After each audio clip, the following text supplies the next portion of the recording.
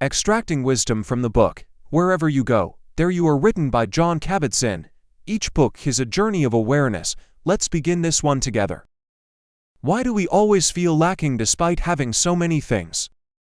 Because our minds are constantly oriented toward the future or past, never truly staying with the present moment where life actually happens. We chase happiness as if it's somewhere far away, when it's always available right here, right now.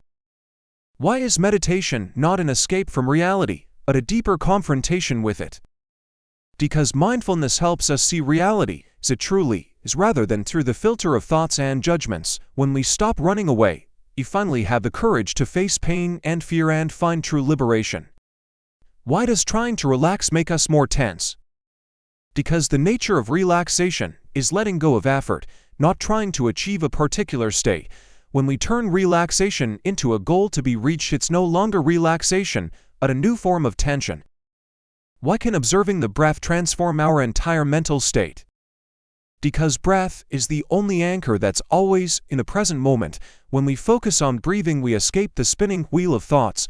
The brain shifts to observation mode instead of reaction mode, creating space for natural wisdom to emerge. Why doesn't accepting the present mean giving up? Because acceptance is seeing the truth clearly to have solid ground for action, while denial keeps us stuck in illusion. Only when we acknowledge what is actually happening can we change it effectively. Why does suffering arise from resisting pain itself? Because when we resist uncomfortable sensations, the body and mind tighten up, turning small pain into great suffering. But if we observe it with openness, without judgment, then its intensity naturally decreases. Why is the mind like a restless monkey jumping constantly? Because the brain evolved to scan for danger and plan for survival, not to be quiet. It jumps from thought to thought, like a monkey jumping branches. Meditation helps us become the observer instead of being swept away. Why does slowing down allow us to accomplish more? Because when we are slow and fully present, the quality of focus increases exponentially, reducing errors and rework.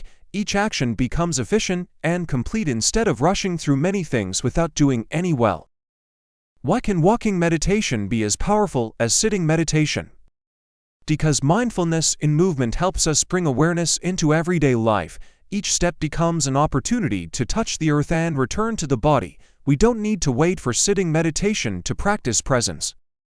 Why does saying nothing to do, nowhere to go liberate us? Because when we realize that everything is already complete right here, we stop chasing the illusion of a better future. Energy no longer leaks into worrying and wishing. We can fully live each moment. Why does observing thoughts, without believing them, change our lives? Because most thoughts are just automatic patterns repeated from the past, not truth. When we recognize this is just a thought instead of this is the truth, we reclaim the freedom to choose our response. Why isn't meditation about emptying the mind? Because the goal of meditation is to observe the mind as it is, including its chaos and noise, not to try to control or change it. Accepting the mind's turbulence is the first step to finding stillness. Why does cultivating beginner's mind make us more creative? Because beginner's mind sees everything with curiosity and openness, not limited by old knowledge, while expert mind often gets stuck in patterns. New answers only appear when we're willing to not know. Why is pain inevitable but suffering optional? Because pain is a physiological sensation, while suffering is the story we tell about it. When we stop adding meaning like "why is this happening to me?" or "it's not fair," pain remains, but no longer creates suffering. Why is listening to the body more important than listening to the mind? Because the body is always in the present and tells the truth, while the mind lives in past and future filled with worrying. Tension in shoulders, heaviness in chest are direct signals, eating attention, and filtered by thoughts. Why is meditation not religion but the science of the mind? Because mindfulness is a tool for direct exploration of how the mind works, requiring no belief in any doctrine. You experience and verify the effects yourself, like a scientist studying your own mind. Why is the present moment the only place we can live? Because the past is gone, the future hasn't arrived, only now is real. All joy, all sorrow, all action only happens in this moment. When we miss the present, we're missing life itself. Why is patience one of the highest forms of wisdom? Because patience is accepting the natural rhythm of things. Instead of forcing everything to happen according to our wishes, it helps us conserve energy from futile frustration and allows genuine change to occur at the right time. Why is meditation not escaping life but living more deeply? Because mindfulness helps us fully experience each moment instead of living like robots. From the bitter taste of coffee to the pain in our hearts, everything becomes more vivid and real when we're truly present with them. Why is letting go not the same as giving up? Because letting go is relaxing our grip, not stopping caring.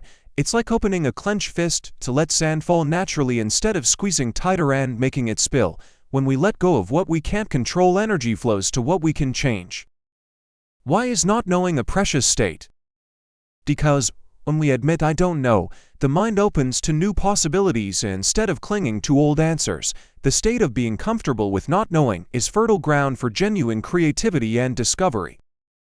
Why can mindful eating heal our relationship with food?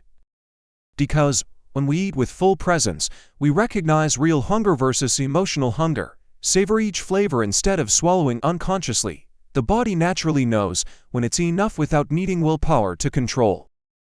Why does loneliness disappear when we stop running from it?